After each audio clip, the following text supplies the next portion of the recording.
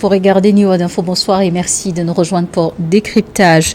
Plus de 186 000 morts à Gaza, c'est le bilan humain dans le territoire palestinien en guerre depuis 10 mois avec Israël. Et il serait d'ailleurs beaucoup plus élevé que les plus de 38 300 annoncés par le ministère de la Santé du Hamas. Mamadou Diouf, bonsoir et bienvenue. Merci Charlotte, bonsoir.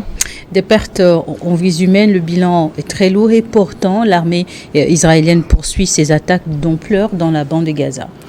Tout à fait, le bilan est véritablement lourd puisque les Palestiniens parlent d'un peu plus de 38 000 morts. Mais quand ils disent 38 000 morts, c'est des morts qui ont été identifiés. Il est clair que vous avez des bâtiments qui ont été pulvérisés dans lesquels il y a des corps qui n'ont pas été retirés. Et c'est ça qui amène cette estimation, je dirais, inquiétante, faite par des spécialistes qui disent que non, ce n'est pas 38, mais il y a plus de 100 000 morts durant cette guerre-là. Bon, c'est quelque chose qu'il va falloir très certainement vérifier par la suite. Mais cela n'empêche pas à Netanyahou de continuer sa guerre contre les Palestiniens, puisque il a mis plusieurs enjeux dedans. Le premier enjeu, c'était de libérer les otages. Il n'a pas atteint cet objectif jusqu'à présent, puisque vous avez plus d'une centaine d'otages qui se trouvent encore entre les mains des Palestiniens, dont certains sont décédés, mais le nombre fait l'objet de discussions entre les Palestiniens et le pouvoir israélien. Le deuxième élément, il avait dit qu'il va écraser le Hamas. Ça fait 10 mois. Le Hamas n'est pas encore écrasé jusqu'à présent. Là également, l'objectif n'est pas du tout atteint puisque il y a encore des combats avec des militants du Hamas au niveau de Gaza et il y a des morts des deux côtés, bien qu'il est clair que le nombre de morts côté palestinien dépasse actuellement l'entendement puisque il y a véritablement plus de distinguo entre membres du Hamas ou pas, combattants ou pas. C'est des Palestiniens qui tombent tout simplement parce que le Hamas n'a quand même pas 38 000 membres. Pour qu'on puisse dire que ces personnes, toutes décédées, sont des membres du Hamas. Et vu la situation sur le territoire, on se demande, est-ce qu'on fait face à une guerre de point à finir?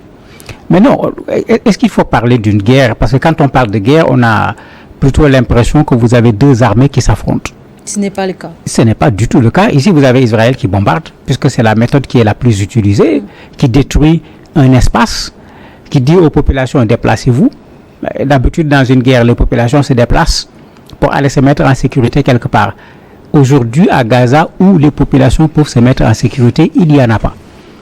Même les écoles des Nations Unies, qui étaient considérées un peu comme des endroits où les gens pourraient être en sécurité, parce que c'est les Nations Unies, on y a bombardé les populations. Et les gens, ils sont entassés. Vous avez des écoles où vous avez 14 000 personnes à l'intérieur d'une école, dans les classes, au niveau des toits, dans la cour, avec des espaces qui ont été aménagés. Et vous vous imaginez 14 000 personnes dans une école avec 25 toilettes. Vous imaginez les conditions de vie de ces gens, alors qu'en même temps, les bombardements sont dehors. Même ces populations qu'on demande de se déplacer, elles essayent de quitter un lieu pour aller à un autre lieu, mais on les bombarde sur le chemin. Il y a la vidéo qui a circulé où on a bombardé les gens sur le terrain, les corps étaient dispersés sur la route, alors que c'est des populations qui respectaient l'ordre que Israël avait demandé en disant de quitter tel lieu pour aller vers tel autre lieu. Mais ça veut dire qu'aujourd'hui, il faut s'interroger sur c'est quoi véritablement l'objectif de Netanyahou dans cette guerre, puisque toutes les tentatives qui ont été essayées en termes de médiation n'ont pas permis d'avoir une solution. Et quand on l'entend, il a toujours son discours va-t-en-guerre. Si c'est de lui que les choses vont dépendre, il est clair que cette guerre est loin d'être terminée, malgré déjà 10 mois. Situation inquiétante, des quartiers dévastés, réduits en champs de ruines, notamment à Gazaville. Et ces intenses combats se déroulent en parallèle de négociations à Doha sur un cessez-le-feu et une libération éventuelle des otages. Oui, puisque Netanyahou tient à ses otages, comme je disais tout à l'heure. Bon, il avait pensé qu'avec une opération militaire, il allait pouvoir les libérer. Cela lui aurait permis, j'allais dire, de laver l'affront de ce qui s'est passé au départ en octobre, où un certain nombre d'Israéliens ont été tués, plus d'une centaine pris comme des otages. S'il parvenait à les libérer par la force, ce serait comme une victoire pour lui parce qu'il ne les aurait pas libérés sur la base d'une négociation. Parce que s'il veut libérer des otages israéliens, il est obligé de libérer des prisonniers palestiniens et de céder sur un certain nombre d'éléments où les Palestiniens posent des conditions. Et quand c'est par cela qu'il obtient la libération, mais c'est comme si la guerre n'a servi à absolument rien, parce que ça n'a pas permis de libérer ces otages et on avait fixé cela comme un des objectifs les plus importants. La négociation, elle va aboutir difficilement parce que les Palestiniens ne sont pas dupes. L'Égypte, oui. Le Qatar, oui, puisque tous ces deux pays sont en relation aussi bien avec les Palestiniens qu'avec Israël. Mais tout le monde sait que dans cette négociation, les États-Unis... C'est difficile. Quels sont les blocus? Les États-Unis jouent un rôle important dans ces négociations. Mais les États-Unis sont un soutien inconditionnel d'Israël. Si Netanyahou a pu bombarder autant Gaza, c'est parce que les Américains ont mis ces armes à sa disposition. Mais est-ce que ces Américains sont crédibles comme médiateurs dans une telle crise? Et c'est pourquoi souvent il y a des problèmes. Dès qu'Israël fait une proposition, les États-Unis font une pression pour que les Palestiniens acceptent, mais les Palestiniens ne sont pas dupes. Ils sont en train de négocier parce qu'ils savent que cette guerre est une étape. Il y aura une autre étape, c'est la création de l'État palestinien, parce que tant qu'on n'arrivera pas à cette création de l'État palestinien, il est inutile de penser qu'il peut y avoir la paix dans cette zone. Les négociations tardent à aboutir et le mouvement islamiste palestinien accuse Israël de chercher à gagner du temps. Qu'est-ce que cela insinue? En fait, Israël est en position de force d'un point de vue militaire dans cette guerre.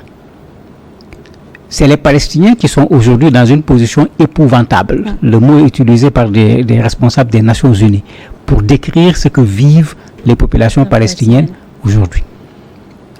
À ce moment, ces Palestiniens auront tendance même à dire « Mais attendez, il faut qu'on arrête, il faut que ça cesse parce que nous sommes fatigués. » Et ils sont effectivement fatigués par cette guerre depuis 10 mois. Mais Israël, c'est le contraire. En laissant pourrir la situation, Israël veut pouvoir négocier en position de force et plier, pas seulement le Hamas, mais plier également les Palestiniens. Parce que tout le monde se pose la question, tous ces bâtiments qu'on a détruits, est-ce que c'est pour qu'on laisse les Palestiniens reconstruire ou bien c'est Israël qui veut occuper l'espace? Netanyahou dit déjà que cette bande frontalière entre Gaza et l'Égypte, là où se trouve le passage de Rafah, qu'ils occupent actuellement, ils considèrent que même si la guerre finit, eux, ils doivent continuer à occuper cette zone. Mais en occupant cette zone, les Palestiniens sont sous un blocus total parce que c'était la seule porte d'entrée et de sortie et où les Palestiniens étaient fortement sélectionnés avant de pouvoir sortir, avant de pouvoir entrer.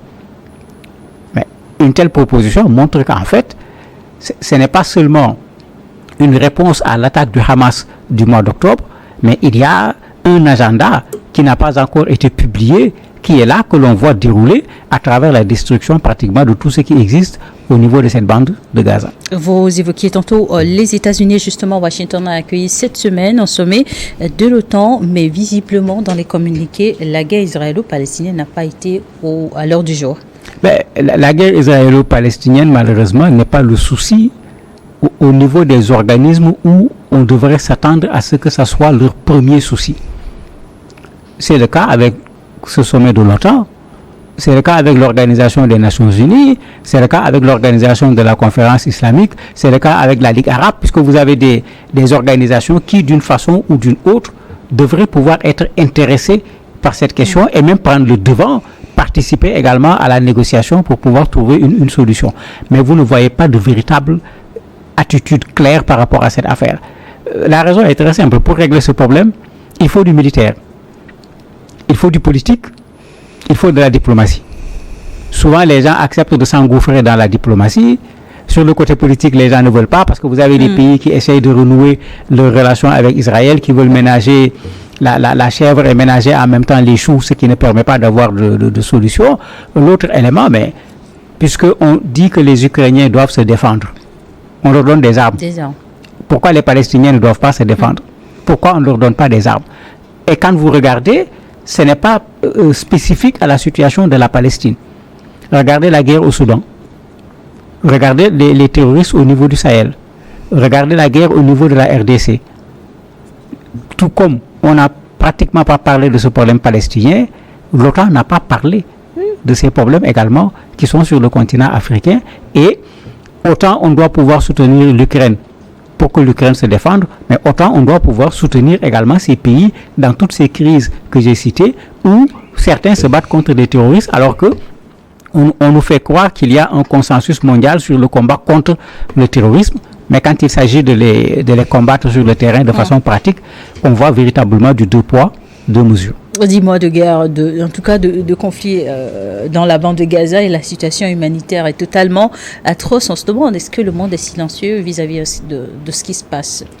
Le monde est silencieux à cause du soutien principal d'Israël, les États-Unis. En fait, les Nations Unies, au niveau du Conseil de sécurité, on n'y attend pas grand-chose.